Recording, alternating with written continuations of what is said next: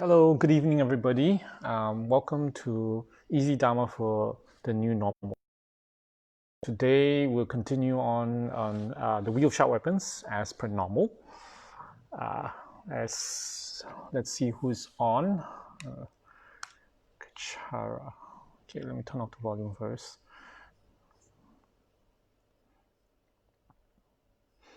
So I hope you guys have had a good dinner.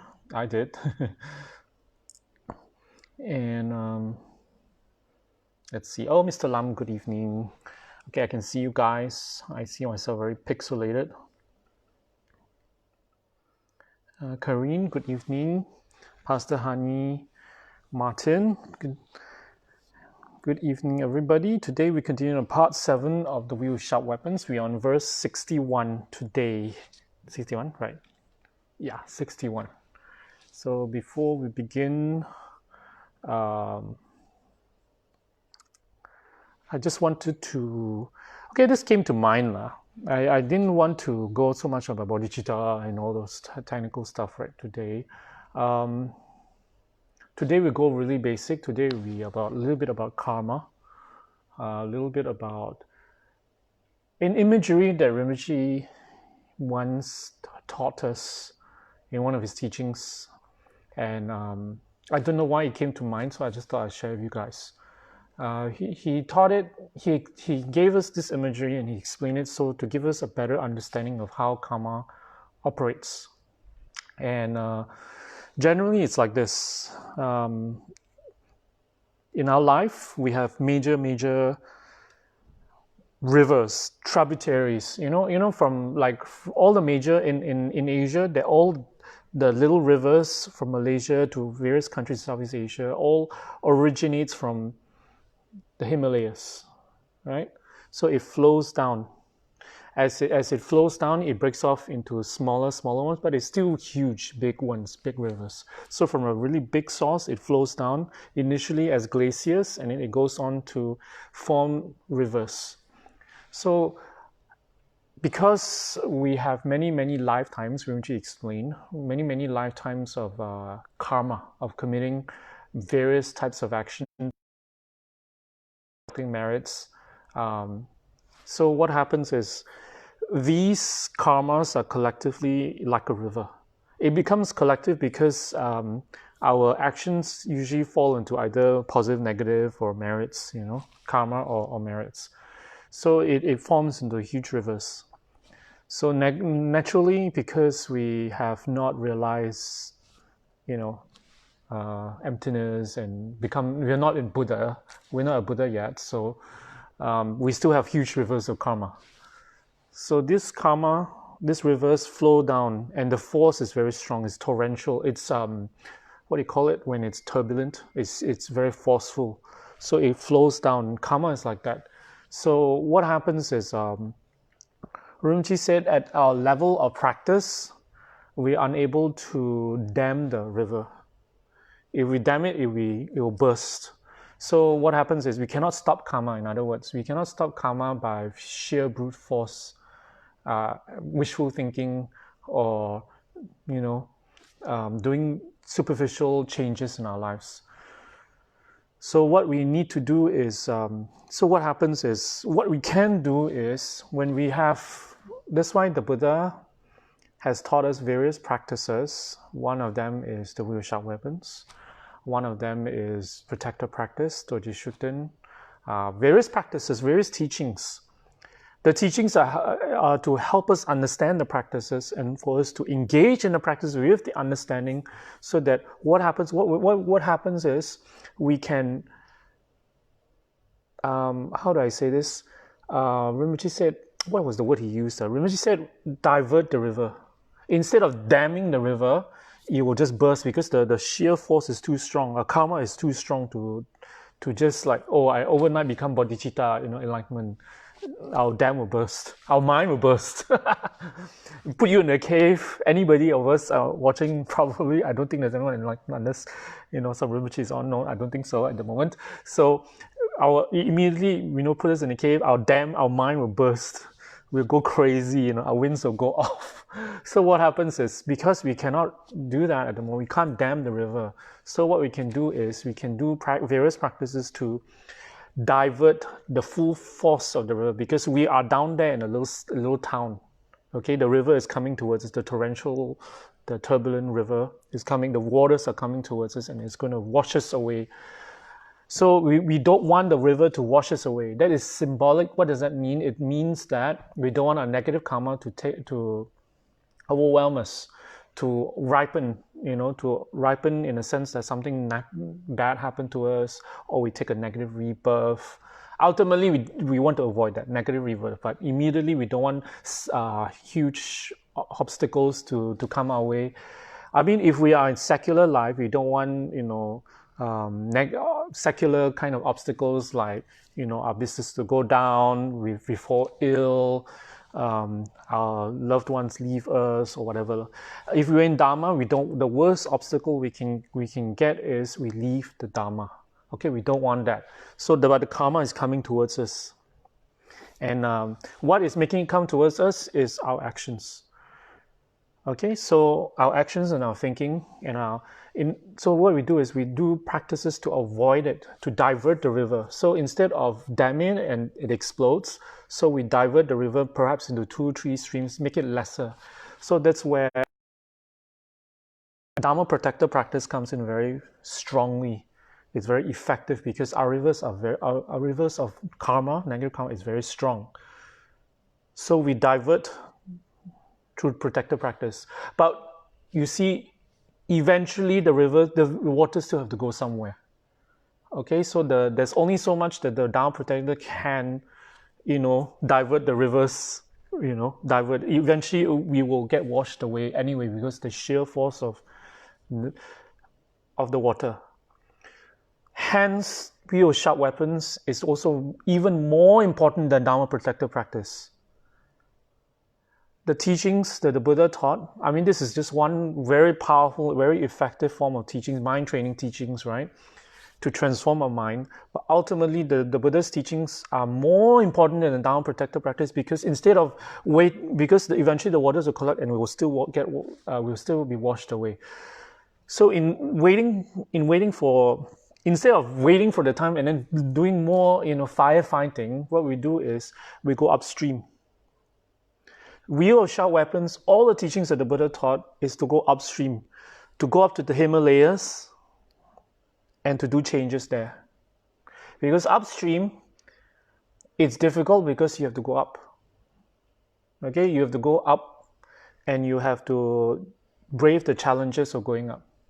Meaning, because the challenges of going up is because we have to delve into our mind. We have to delve with our self-cherishing, self-grasping. A part of our mind which is so deep inside. Sometimes when we explain 1-2 times, when I first gave the first time I spoke about self-grasping, self-cherishing, we are like, it's so chima. For a moment, everything is quiet. So I can imagine. So that is to go upstream. All right. So both is important. Both is important, but of ultimate importance is upstream. Because no matter how much you dam with Dharma protector divert the rivers with Dharma practice, purification practice, whatever, right? The waters will still come. Because why? The waters always been lifetimes. So there's so much force in lifetimes of actions, of karma. So it will never dissipate. The force will never dissipate. No matter how powerful the Dharma protector is, it will never dissipate because the source has not been altered. The source keeps pushing out all this water. So you have to go upstream. It's very important that we understand this. So we understand the difference between just doing. Some people think, why need to go and understand the mind and all that, and forget lah, just pray to Doji Shukten lah, overcome our problems, that's it. Well, there's only so much that the Dharma protector can overcome when we don't solve it at the source. So it's a very short-sighted way of looking at it, with the deepest respect, it's a very short-sighted way of looking at it if you don't go back to the source. We don't delve into our mind and make the changes there.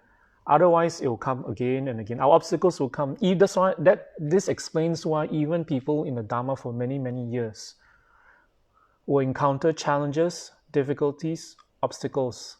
And some people even leave the Dharma because eventually the obstacles overcome them. The force, they have not dealt with upstream. They have not dealt the force of the source of the problems. That's symbolic. The upstream means the source of the problems. So which is the attitude and which is in the mind. And in order to do that, you need to understand the teachings and practice. Okay, we need to understand the basis of the wheel of sharp weapons, because from now onwards, from verse, actually even the previous weeks already, we're going into the attitude of the mind. So it doesn't tell you, oh, you know, that you do this is what you did before. So in order to overcome what you did before, and it doesn't even tell you that what you did before. It tells you this is your attitude, and it is your self-cherishing mind. That's it. It doesn't tell you, oh, you know, overcome this, overcome that. It does not. So we're going into the mind already, the aspect of the wheel of sharp weapons. Now it goes deeper into the mind, into the self-cherishing mind. So as I continue reading, it will not tell you what's the source of it, because the source is very obvious. It's on a very surface level, it's self-cherishing mind, self-grasping, right? On a very deepest most. So on a more conventional is our attitude and our practice, our transformation of the mind. All right. If you don't transform, then your self-grasping and self-cherishing will run rampant, and you experience all these problems. All right.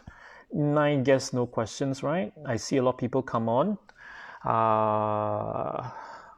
Sukfan Myang Li, or Ling Myang, sorry, I can't. Li Ling Myang, sorry. Guang Ming, right? I think that's you. Pastor Antoinette, Miss Samfun Hee, Sharon King Hoi, Kelvin, hello, how are you? Chuvin, nice to see you. I don't think I've seen your name before. Tenzin Jamka, that's King Nam. Thank you for joining all the way from the UK. I hope you're doing well there. Be safe. JW Liu, Miaoki, Tsatsa. I don't recognize you guys. Some of you. So never mind. Okay, so now I'll go into the wheel of sharp weapons. So in order to, I give you a little bit of explanation about karma, because I think it's important so we understand. Sometimes we receive this teaching, that teaching, and we don't know how to correlate all of them together. You know, like Dhamma Protector practice, how does it relate to the wheel of sharp weapons?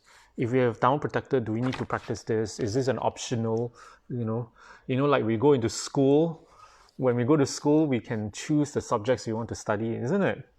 But of course you can choose. You still can choose. But all the teachings are related. If you understand more, you have more tools to work on yourself, more means to overcome your problems.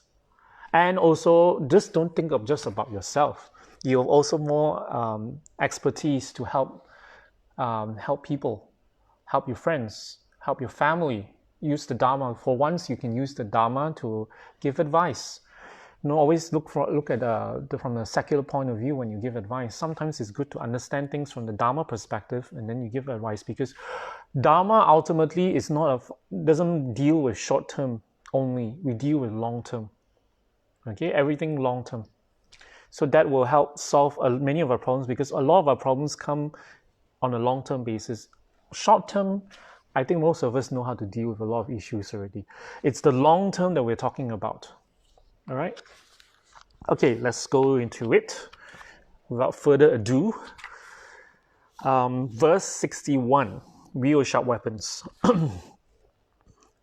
We have done very little to benefit someone, yet always remind him how much we have done.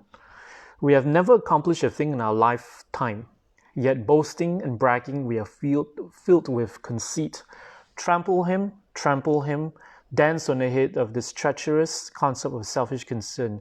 Tear out the heart of the self-centered butcher who slaughters our chance to gain final release. Okay, this is a pretty interesting verse. The first line says, we have done, you see, there's first line, second line, third and fourth. The first line, we've done very little to help someone, but we always remind this person. We're talking of, let's say, one person or another person, a few people, or one person specifically, a specific person in mind. We always go to this person and remind this person, oh, 10, 20 years ago, I helped you, okay? I helped you. I did this for you. Don't forget. You forgot already I did this for you. You know, you keep reminding, although it's 20 years ago. So what does that mean? It means you're self-cherishing mind, because you know why? What does that actually mean? I mean, on a conventional level, it means that you want this person to do something for you, or you want to blackmail this person to do something for you, or think or agree with something you are saying, right? Or you, basically that. Either to agree or you want something from this person. You have an agenda.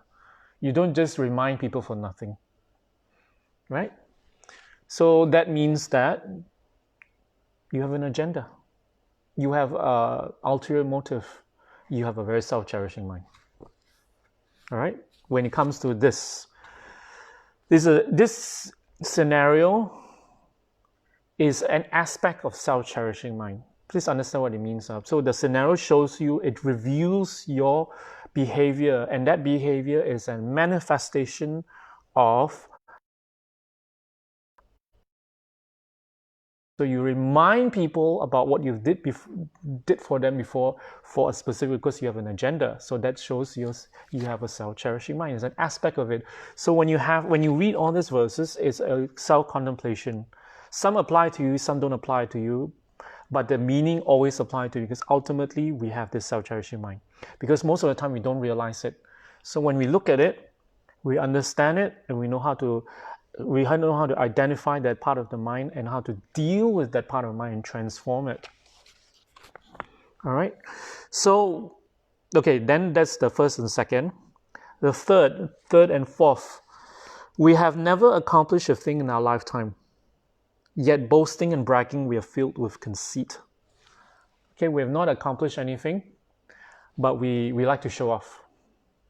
Usually it's the case, don't you think? This is quite common sense. This is something many of us have probably have seen some people we have sort of judged to have been unsuccessful, or who has not accomplished, or who is only talk only, NATO, NATO.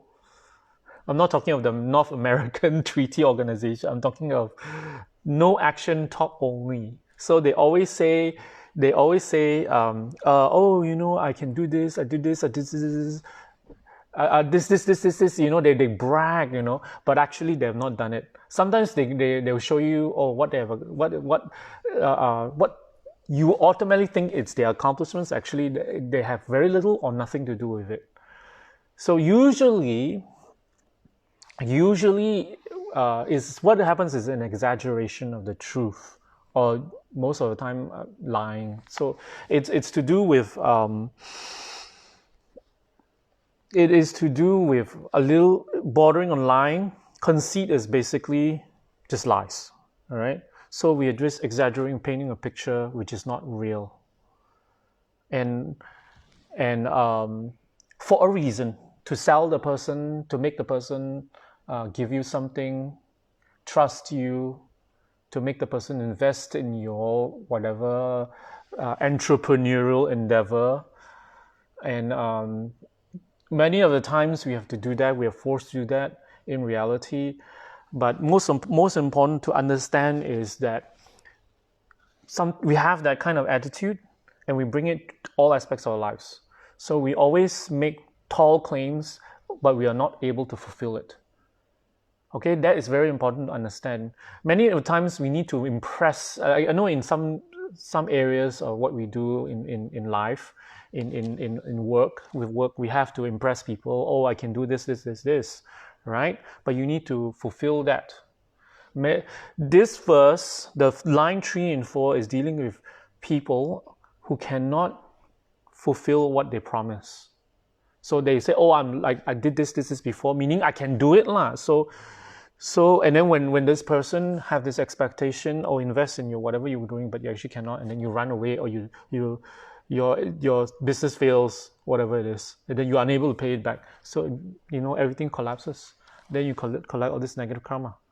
But where it comes from, it's from that part of the mind that's cherishing yourself because you want to get something from someone, although you cannot do it, and you know it. That's the bad thing.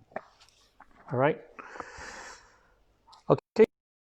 So verse 61 is another aspect of the self-cherishing mind again. Okay, let's go to verse 62. No questions, I can see. Good evening, Nawang Lamo. Nice to see you. Verse 62.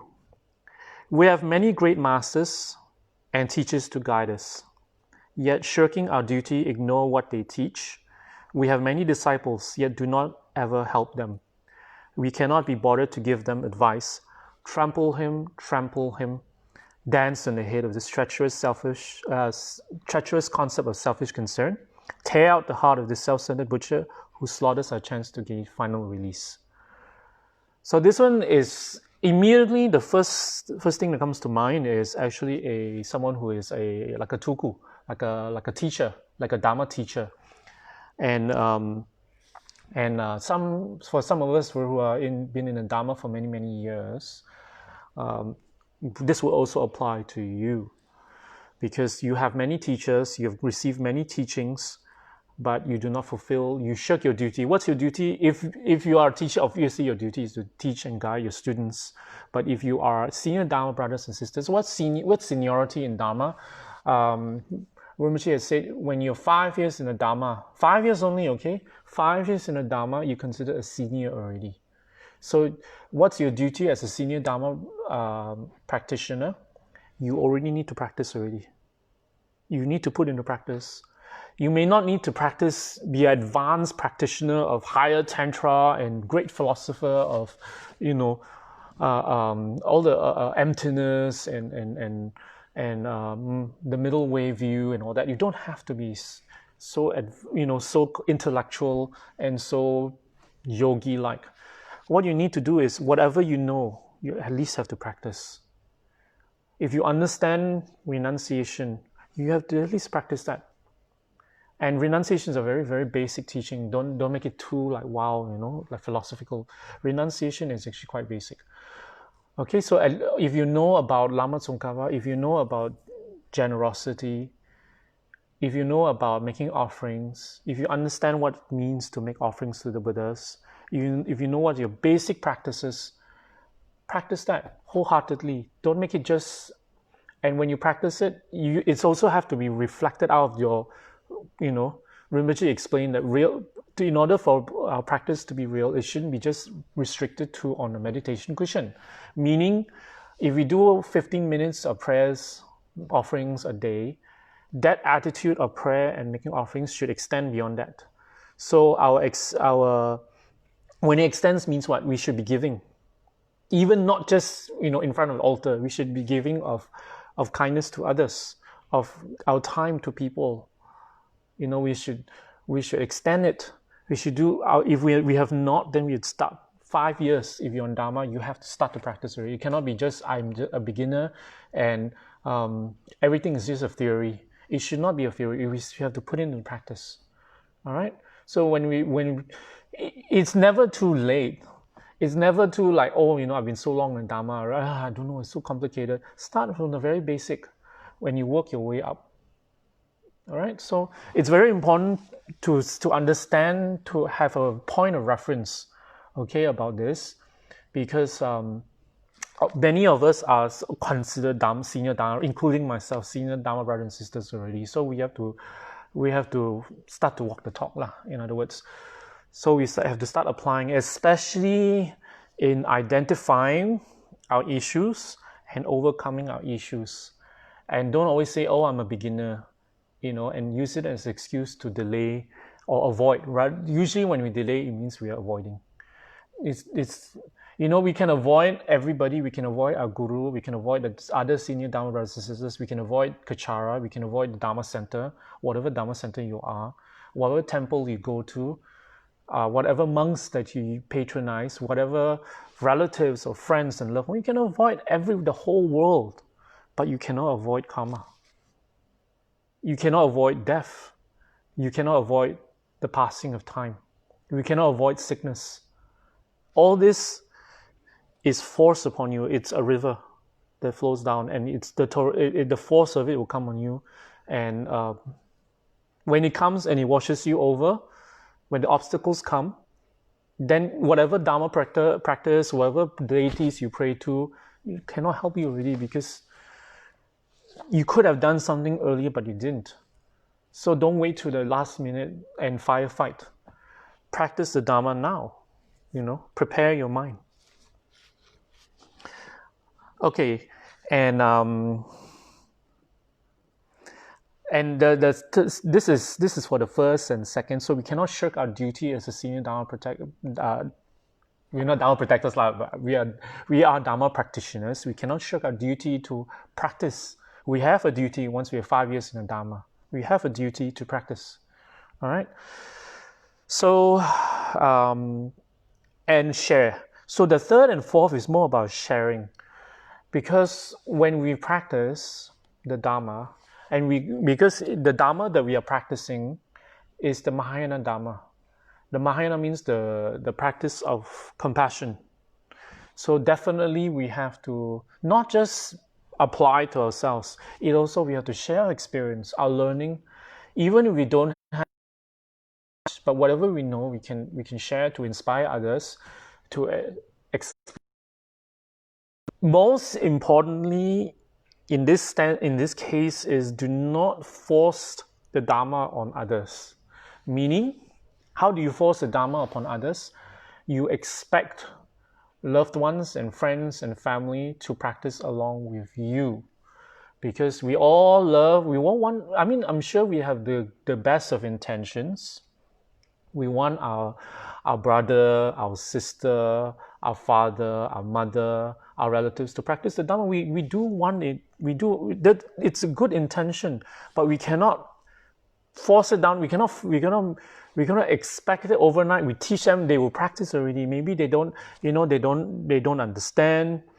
They don't believe initially, because everybody has a different mind. They have a mind of their own. They have their own path and karma to deal with. So the best way to share the Dhamma is we ourselves transform. We apply the Dhamma and we change, and that change will impress them. And then when we share the Dhamma, not tell them. Do not ever use the Dhamma to judge others, especially those you want to guide in the Dhamma, because when you start judging people with the Dhamma, it becomes a bit personal, and different people will take it differently. Okay, some people will have a certain view already, and you may block them from practicing the Dhamma. You may block because they see you as Dhamma, as a Dhamma practitioner, and you are judging me, and your practice is just Sapa 6. They may not say it, but their reluctance to go along with what you say, it tells you a lot. But not all the time. Not all the time is just because you're not, you reflect badly and that you're forcing them. Not necessarily. Sometimes it's just that they don't have the karma for the Dhamma. So when you don't have the karma from the Dhamma, you just do your best and share and be sincere. Most importantly, being sincere about what you practice, what you share. And don't have strong expectations that they will practice just because you tell them to. Never do that. You just share from the kindness of your heart, and especially in times of need. That's when Dharma is most effective. It's to help them with their grief, to help them with their loss, to help them with their obstacles, their problems, the difficulties. Okay, and then that's what Dharma is about. That's what the Mahayana teaching is about. Right? Hello, Hannah. Nice to see you. Abby, Freon. Thank you for joining. Especially you, Freon. That's not you in the other class as well. Thank you. Okay, where was I? Verse 62, right? Okay, verse 63. Okay, that was verse 62. This now is verse 63. We promise to do many glorious deeds, yet in practice we give others minimal help. Our spiritual fame has spread far and wide, yet inwardly all our thoughts are repulsive, not only to gods but to demons and ghosts. Trample him, dance on the head of this treacherous concept of selfish concern. Tear out the heart of this self-centered butcher who slaughters our chance to gain final release. Okay, this is verse 63. So this is in relations to someone who is pretty much a practitioner or a Dharma teacher, maybe a senior Dharma practitioner. So some senior Dharma practitioners, doesn't have to be an official Dharma teacher. Some senior Dharma practitioners are, because they've been in the Dharma for many years, so they're looked up by many people. In any organization, it'll be the same thing. There'll be the teacher on top, of course, and then the senior Dharma brothers and sisters. And in our organization, there's the pastors. And so people looked up to them. And so it's important. And then they have done this and this, taken vows. They have this Dhamma work they've done. So, and then their fame. So because of that, because they've been in Dhamma for so long and they're able to explain and do a lot of things, all right, in Dhamma, and people look up to them. So that's why their fame is far. But inwardly, it's important that when you have reached this stage in your practice in the Dhamma, when people look up to you, is your practice have to reflect from inside and outside. Inside meaning your thoughts. Here inwardly, it is repulsive. Why? Because sometimes we are puffed up with pride. So when we're puffed up with pride from people's adulation, people looking up to us for help and assistance, and we show a superficial manner of practice. And this doesn't have to apply to just senior, to anybody, okay? Sometimes people can use the Dhamma for negative karma, for negative motivation. Sometimes we pretend to be Dharma practitioners in order to gain something from people, and that's very bad karma. So that's why inwardly we're repulsive, because inwardly we don't actually practice. We actually have a different motive. That's even worse. So whether we have a different motive or whether we only practice superficially, okay, what happens is it's very bad, because this is another manifestation of your self-cherishing mind. And your self-cherishing mind puts more importance in you being adulated, because people like the name. Because you know what, adulation means you can manipulate, you can ask people to do things for you, you can raise funds, you can do a lot of things. So there is a lot of power in that, and most of the time people who are into that they just like the attention. Sometimes it's just as simple as the attention, all right? It's just the attention that people shower. All right, so it's important to, when you reach this stage, any of us, Dharma brothers, sisters, it doesn't have to be in Dharma only, it could be in secular life as well. We crave this attention when we are in a position of power. We crave this attention and we want this attention, but inwardly we don't have a good motivation. We often abuse it. The problem about having not a good motivation when we addicted to people giving us attention is that we will often abuse it. How do we abuse it? We'll use people to get something for ourselves. Especially in the Dhamma, it's very bad. Okay, so the Dhamma in a spiritual organization, it shouldn't be for self-gain. It shouldn't be for self-fulfillment. All right, so it's important to understand. So when we do that, we have to understand that is an aspect of the self-cherishing mind. So it can appear in this way. It does not appear in that way. Later it appears in this way. So it appears in many, many, many different ways. So, just so everybody understands. So it's that attitude. All right.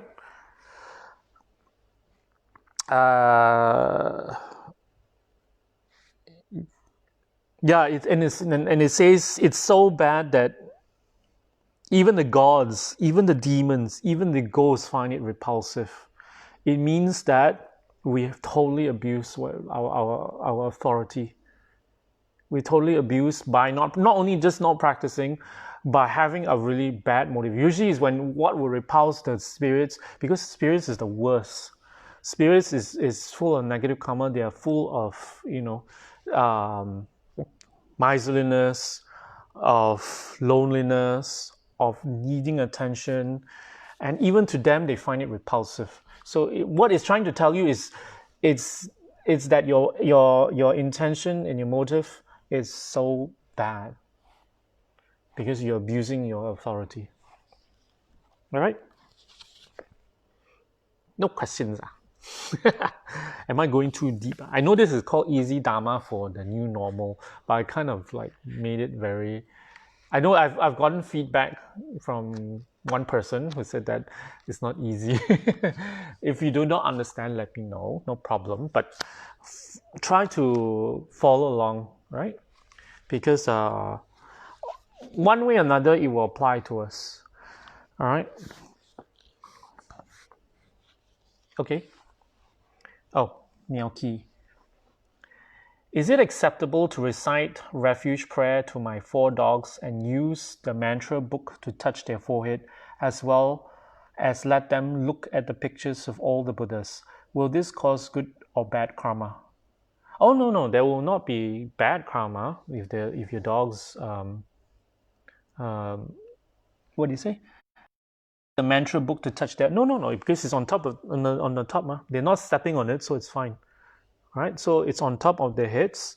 That's the best, because that's a blessing. That's the point of where we get blessings from.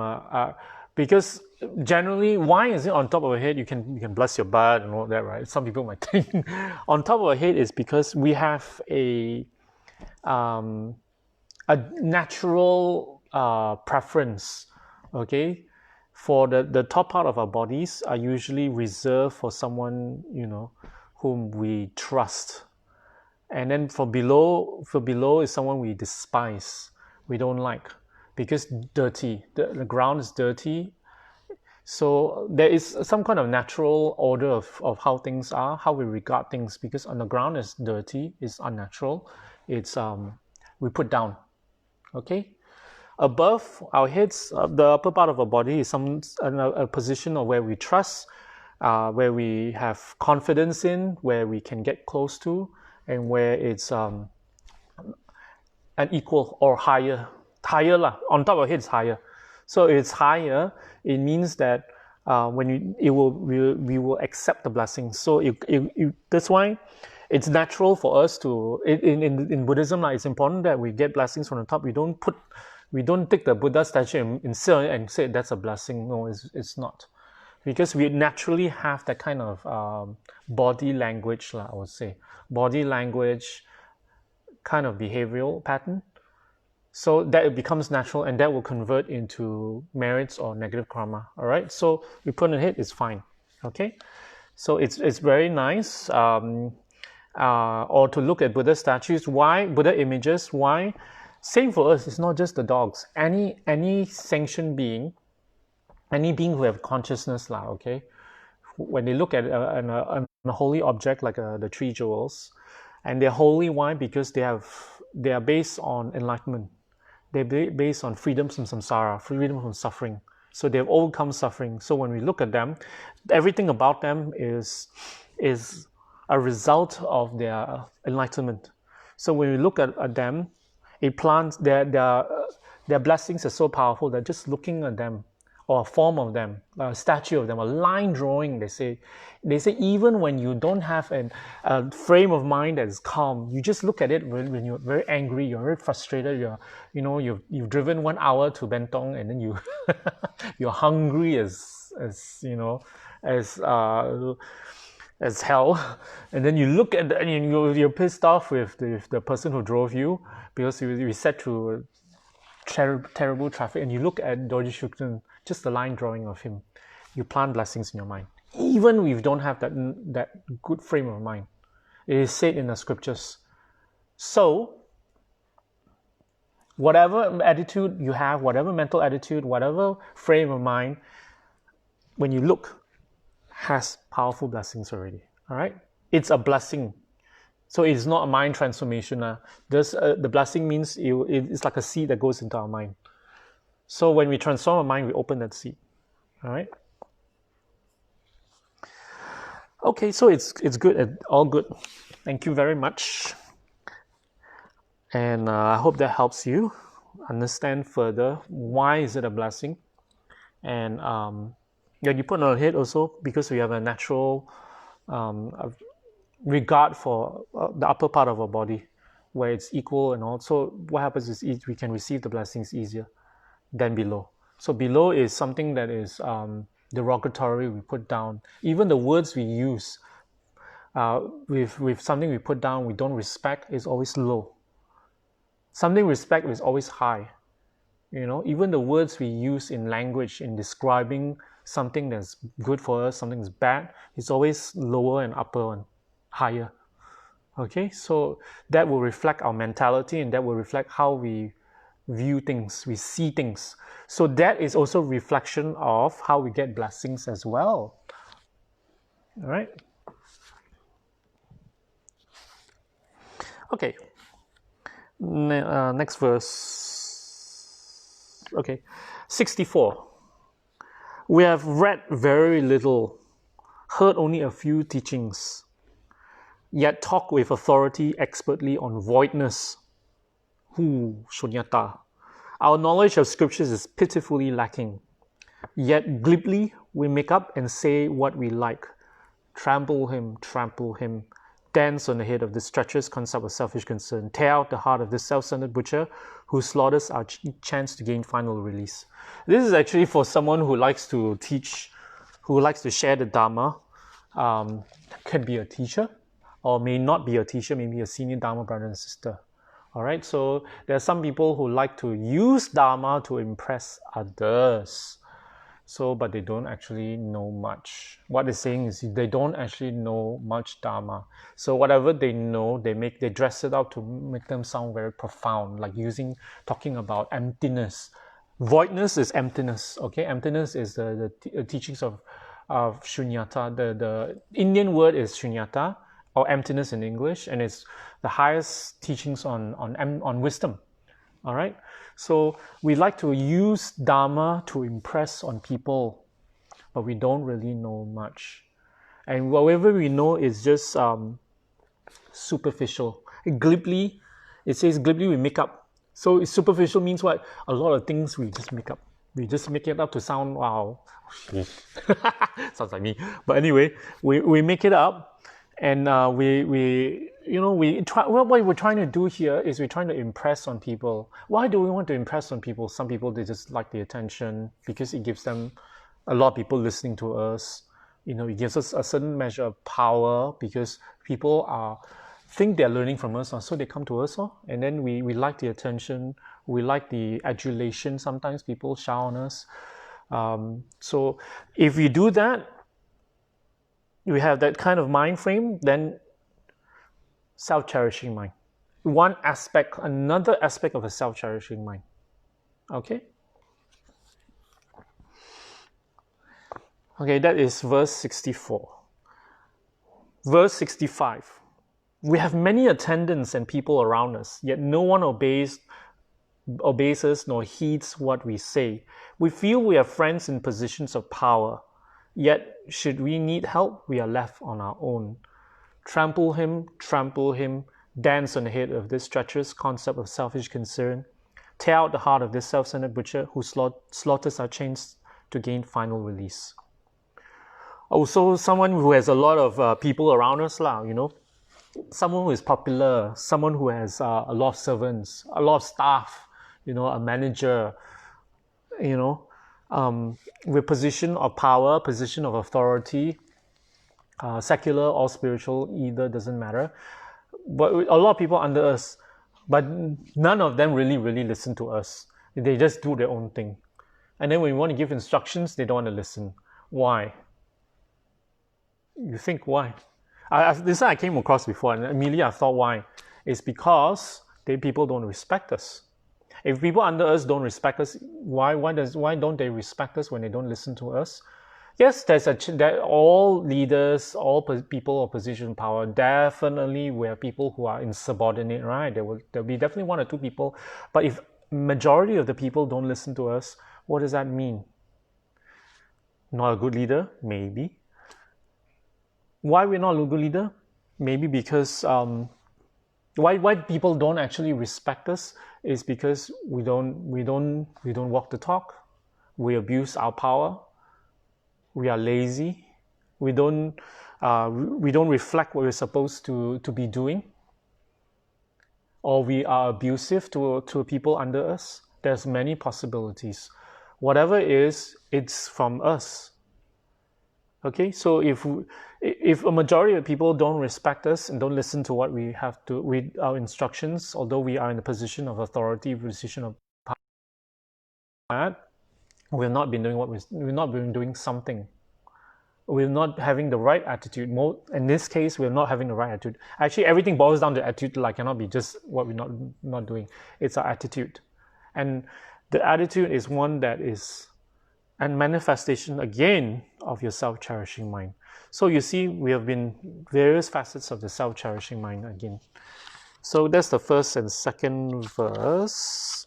First and second line of that verse. Third and fourth.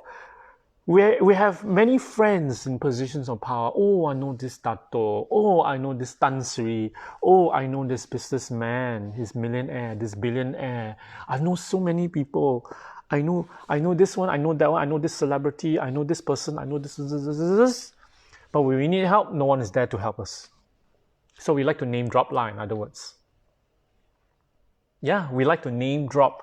Sometimes we only, just because we pass by, maybe we have some kind of dealing and then we just got a name card. Oh, we know them. Sometimes we like to name drop, meaning we like to make, we are so good friends with this Dato, Tan Sri and all that. All this powerful family, we know them so well. Actually, we don't really know them. Just because we had some dealing with them, and they bought our car, when we was car salesman. Oh, I know this Tan Sri. I know that Tan Sri. I know that Dato. I know that Datin. For Malaysians, for people who have no idea what I'm talking about this person who knows important people, important celebrities. Okay, in Malaysia we have people of status in Malaysia are given titles. So I've used those titles as references. Okay, of people of position of power. So it doesn't have to be. I know some people may not be in Malaysia, so it could be in another part of the world that they have different references. Maybe they are the CEO of Microsoft or Apple or something like that. We know this person, we know that person, we know this celebrity, we know that celebrity, we know this minister, we know important people, in other words. All right. So, but actually, when we need their help, they're nowhere to be found. We can't get past their secretary. Okay, so that means what? We're name dropping. When we're name dropping, we're trying to impress someone again. We're trying to use that little connection we have with somebody, with some important people, in order to impress someone again, in order to show that we are powerful, although we are not powerful, we are not connected. So we are name dropping in order to, we have an ulterior motive. Sometimes it's to gain trust, to gain adulation, to gain popularity, gain some kind of, recognition of some sort, right? Whatever it is, self-cherishing mind again, it's the mind of cherishing ourselves over others. When we cherish ourselves over others, meaning we want something from people. We want to gain something. All right, so not good attitude to have. All right, that is verse 65. We'll go on to verse 66. We're making progress here. We have gained lofty status and ranks of prestige, yet our knowledge is poorer than that of a ghost. We are considered great gurus, that even the demons do not harbor such hatred or clinging desire, or as close-minded an outlook as we seem to have. Trample him, dance on the head of this treacherous concept of selfish concern, tear out the heart of this self-centered butcher who slaughters our chance to gain final release. So this is again dealing with, I think all it's roughly to do with teachers and senior Dharma brothers and sisters, right? In this case, it's about someone who do not practice. So, someone, a practitioner, or a teacher, or a senior Dharma practitioner who do not practice. And so what happens is, internally, okay, they have no renunciation. When it says harbor such hatred and clinging desire, it means someone who has no renunciation.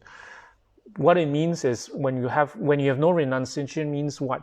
You're very attached to words, to what people say to you, to the right kind of situation, to the right kind of environment, to how people treat you.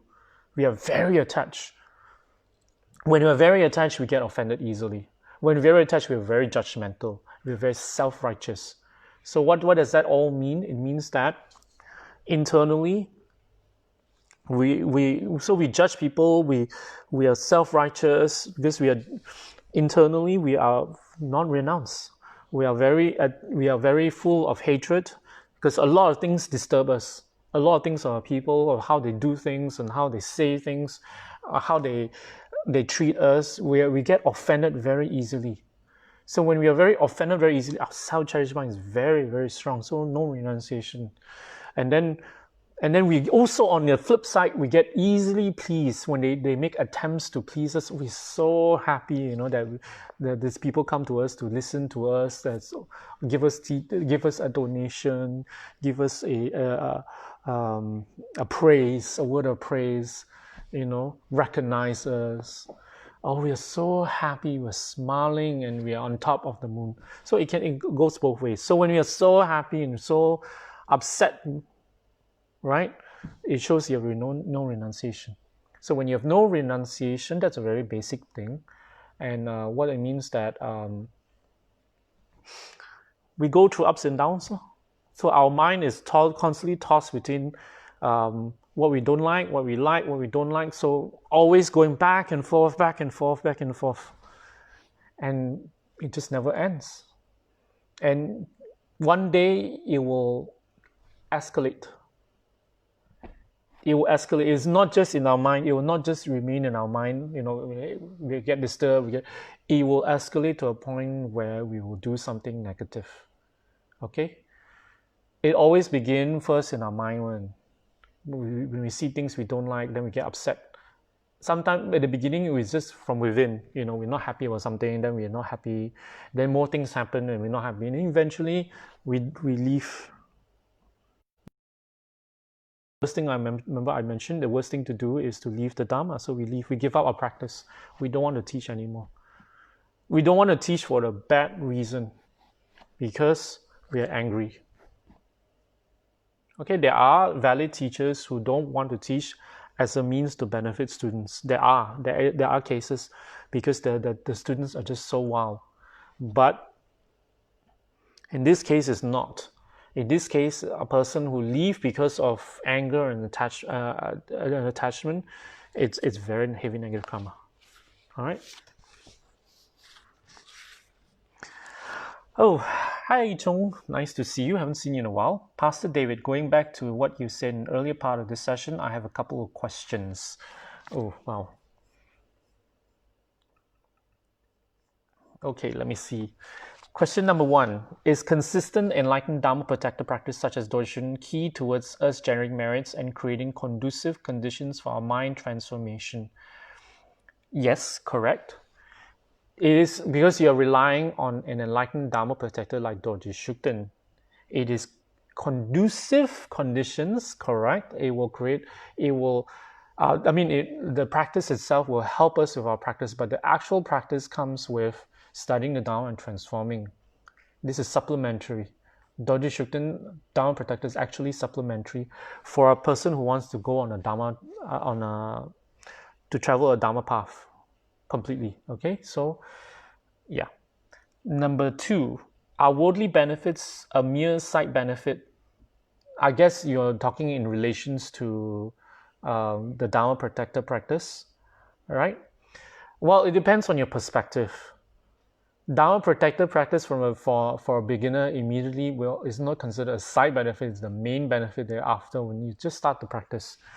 But over time, when you are in the Dharma for a while, 5 years and above, all right, a senior Dharma practitioner, you cannot consider it as a main practice anymore. It's just a side. We still cannot deny it as a benefit. We cannot deny the worldly benefits, the overcoming immediate obstacles as something that is not important. We cannot say that. But it should be not as important as our transformation, as our Dharma learning, as a Dharma journey. We cannot put it ahead of our Dharma journey. All right? Because when we put it ahead of our Dharma journey, we don't progress on a Dharma journey actually. And eventually things will happen. Not good things will happen with our Dharma path. All right? That you cannot pin the blame on Dojin. How come you didn't help me? You cannot, because this is something from you. All right? Number 3, if that is the case, wouldn't Dharma protector practice be a key practice for us in this degenerate age? It is, I wouldn't say it's a key practice. I would say it's a very important practice because hence in Kechara, we place a big importance in it because we are looking long term. We're looking on a massive, bigger picture.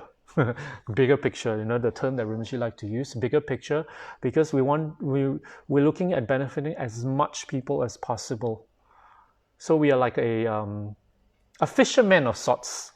So we cast a net, a Dharma net. So the Dharma net will cast many, we'll haul in many fishes and we bless them and we release them. We are different type of fishermen. We don't catch them to eat. We don't eat fishes here. We're vegetarian. So that's what we're about. So in order to do that, Dharma protector practice is very important. But you see, I know this is a easy Dharma for the new normal, but we are looking at a text that's Mahayana, so it's we have a little bit of higher, bigger perspective of things, of our practice and Dharma in general. All right.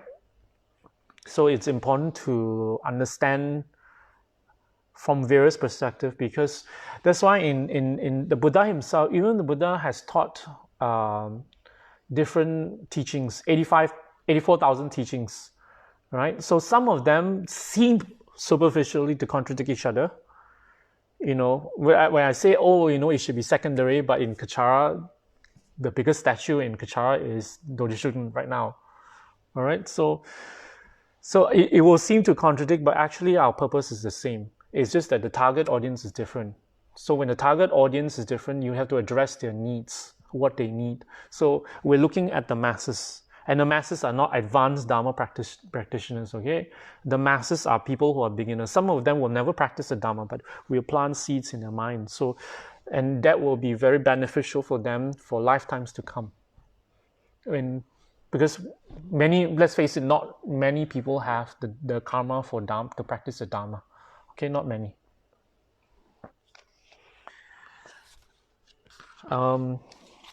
Thank you very much, Sandra Andreev. Thank you, welcome. Thank you. It's nice to see you. All right. Okay, let's get on to verse. I was 65 earlier. Now I'm going to 66. We have gained lofty status and ranks of prestige, yet our knowledge is poor. Oh, I think I read this. Yeah. Sorry. I have to go to 67 now. We talk about theories and the most advanced teachings, yet our everyday conduct is worse than a dog's. We are learned, intelligent, and versed in great knowledge, yet cast to the wind wisdom's ethical base. Trample of this treacherous concept of selfish concern, tear out the heart of this self-centered butcher who slaughters our chance to gain final release. Oh gosh.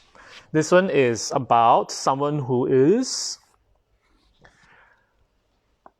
knows the Dharma but practice it when he feels like it. When it's how do I say this? When it suits him or her. Okay, let's be all encompassing here. When it suits him or her, right? So that's why it says here, why I say that is because, we know all these teachings, but our conduct is worse than the dogs. And then we cast to the wind wisdom's ethical ethics. Okay? So that means when we feel like it, we practice. When we don't feel like it, we don't practice. Ethics is just thrown to the wind. So that means that actually this applies to all of us. We shouldn't be like that. Because when we shouldn't be a fair-weathered friend in Dharma. When times are good, we are so holy. We go to the temple, we go to the center, we go meet our teachers, the monks, we make offerings, we dress modestly, then that's only when at that time, then later we are bitchy, we are rude, we are manipulative, we don't keep our promises, we lie, we cheat. And then we go to the cycle again. Then we feel, some obstacle come. Then we need to make some offerings. We go round and round and round. So we always constantly going back and forth, and it never ends. And actually, it does end. It does end in a sense. The result of our actions will come back to us. So we cannot pick and choose the teachings, what we like to hear, and what suits us. And only practice when we feel like it, and when we don't like it, we don't practice. This is what they say in the Lamrim as the 8 worldly concerns. 8 worldly concerns are, in a nutshell, we practice the Dhamma only when it's comfortable, and we don't practice the Dhamma when it's uncomfortable. We practice the Dhamma when someone gives a gift. Oh, give me something. If the Guru gives me something, I will definitely practice the Dhamma. If Dorje Shukden fulfill my promise, fulfill my wish, give me the lottery ticket, give me the job, give me the business deal, I will definitely donate to your temple. I will build the temple for Dorje Shukden, the biggest in the world. Who are you kidding? Are we trying to blackmail Dorje Shukden? It becomes like that. We're trying to blackmail Dorje Shukden into giving us what we want. And then when we hear something we like, oh, thank you. I know I'm such a bodhisattva. I'm such a Rinpoche. I'm a Rinpoche look-alike, can't you see the halo? I'm so, you're, thank you very much. Oh, we're so, we're so saintly when people praise us. We're so happy when people praise us. We put on the best act in the world. But the moment when we hear someone whispers, oh gosh, he's just a pack of lies. He's not what he say he is. Okay, I can't think of any scenario lah. Okay, if people say something bad about you, immediately your face change. The first thing to change is your face, obvious, all the time. Okay, we don't immediately react. I know it sounds very cartoonish, but this is how I see it in my mind. When we hear something we don't like, our face change. The color of it change. Some of us are very poker face. But even when we have poker face, the color will change. We're not happy. We can see in our eyes because we're boiling in anger. And then someone says the next word, we lash out. Okay, when we lash out, because we're pissed off, because we're angry, we don't like what we hear. Immediately, all thoughts of compassion, of mind training, of bodhicitta, or whatever it is, altruism, the Buddhas, all thrown out the window, and you lash out and you strike back and you justify. Why I say justify? Because most of the time, this is real life scenario, okay? I always hear it. When we hear what we don't like, the first thing we do is we try to explain it so that people change their view. Okay, so we justify. We say something to explain ourselves or explain what's wrong to make sure the person shuts up. All right? Okay, so that shows what? It shows that our knowledge, our practice is poorer than a ghost. Oh, wait, I'm the wrong verse. No, sorry, our conduct is worse than a dog's. Right. And so we just cast it in the wind when we feel like it. Okay, that's verse 67. Okay, let's go to verse 68. Let's cover to verse, let's see how much time I have. Okay, let's go to verse 70 at least for tonight. Okay, verse 68. We have selfish desires and horrible anger, which fester inside us. We would never admit. Yet without provocation, we criticize others and self-righteously charge them with faults we possess. Trample him, dance on the head of this treacherous concept of selfish concern, tear out the heart of this self-centered butcher who slaughters our chains to gain final release. So in this verse, what it is about is actually internal, our attitude. Okay, so what happens is we've been harboring, we have an issue we have not solved. Okay, we're not happy about something.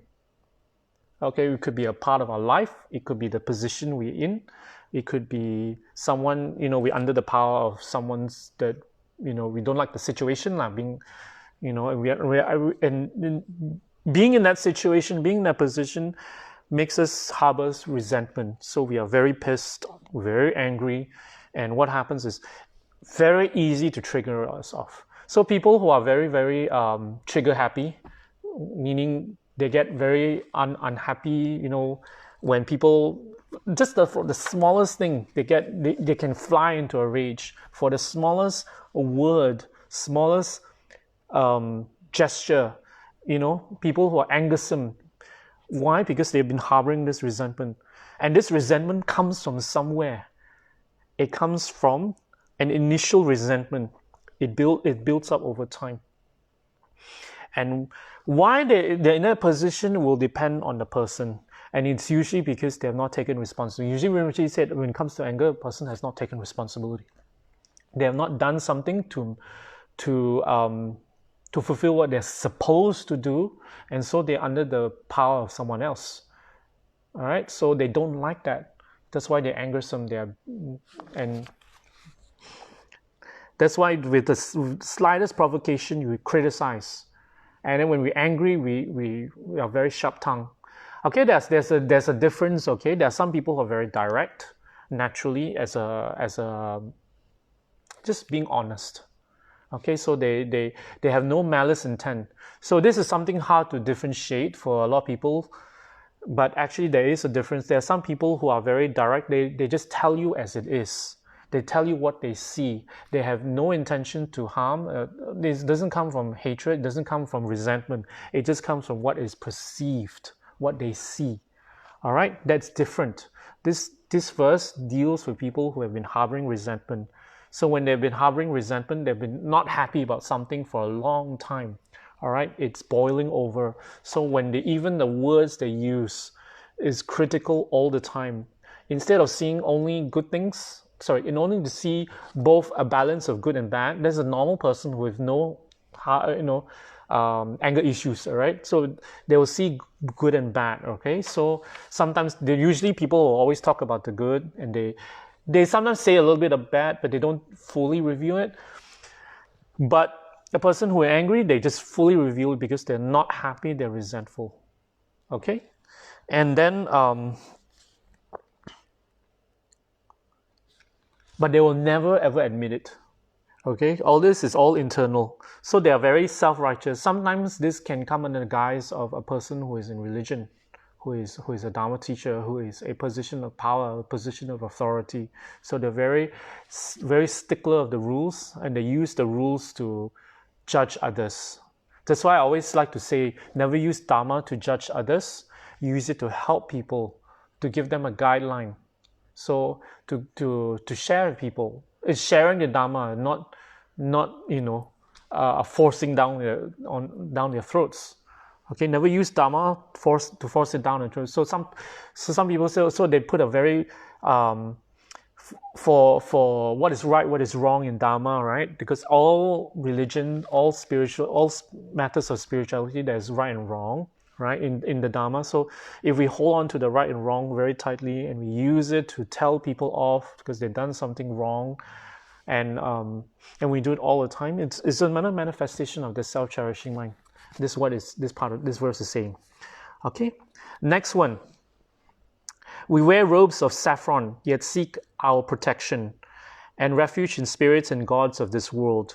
We have promised to keep solemn vows of morals, yet our actions accord with the demon's foul ways. Trample him, dance on the head of this treacherous concept of selfish concern. Tear out the heart of this self-centered butcher who slaughters our chance to gain final release. Okay, so this is someone who is when it comes to robes of saffron, we're talking about monks. We're looking for, you see, for monks and nuns, what happens is they do not need to pray to the Dharma protectors for protection. They don't actually need to. When they keep their vows, when they hold a vow, being a monk is not the robes they put on. It's not the costume they put on. All right, it's the conduct, and their conduct is defined by their vows. So if they do not follow their vows, they have the infringement of their vows. What happens is that the protection is gone. So that's why there's fear. There is there are issues. Okay, so what happens is for monks and nuns who seek spirits and worldly deities for protection, then it's not a good sign of their monkhood or their nunhood. All right. So what happens is, yeah, there are cases where it's karmic. It could be many lifetimes, but most importantly is to understand it from internally. Okay, from their conduct. So if they do not fulfill, if they do not act as a monk or nun according to the vows, right, what happens is they have broken their protection as a monk or nun. So why do they break their vows? It's because their self-cherishing mind is it's strong. So the reason why they become a monk or nun in the first place wasn't strong enough.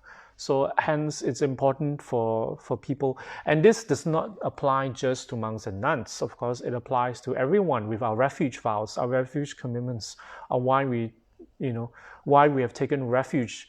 Refuge is a huge thing which I do not have time to go into right now. I think I'll go in the next session to talk about. It's important because it's a universal thing that I've noticed not many people fully understand what refuge means.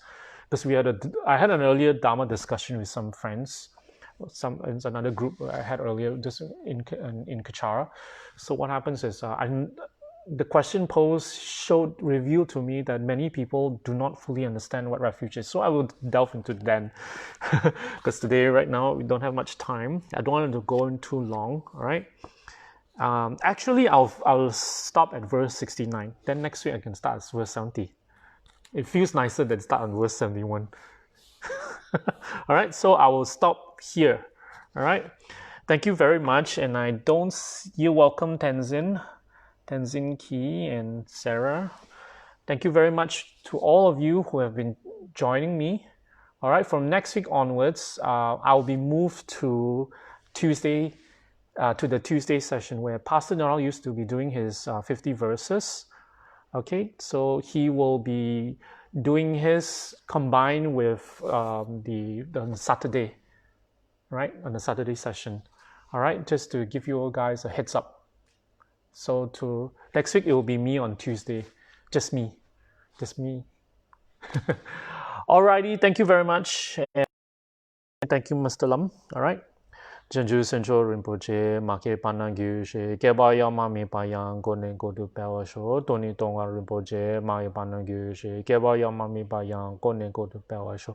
Daso Chinesa Pakewadi, Tanandro Kunla Kampada, Jebo Jozo Lozon Drapa, Tamping Burinto, Sao She Show, Kewa Kundo Yana Lamada, Jemmy Joki Palang Long Chochin, Sada Lanki on Terrachoni, Doji Changi Gopan Yuto Show, Gewadi Yududa, Lama Sangi Juni, Juachi Malupa. Salago Pacho, Shujabo, Songaba, Chosonama Pewala, Gigi Shamaji Wada, Tuni Malushan Show, Dada Shenge Dosundan, George Latini, Gawa Lawson Drapa, Tamparin Vagushi, Nimo Della Santala, Nemeko Intellection, Yasan Tatu Della Pel, Controson Jingulo, Controso Ingojoso, Controso Tashi Show, Jason Lamakusa Raptonche, Namkachilin Jugi Pada, Los Antami Drovin Samsongi, Drummins Takto Negushi, Gandhi Rawi Coalition of them, Penandela Malukan, Chenrizik 110 Gasoli, Sharpe City Badu Dan Gushi, Hong to Bingo Malupa, Denidala Sadiso, Kodan Tembalojana, Geba Sushi, Shook and Sell. Thank you and good night.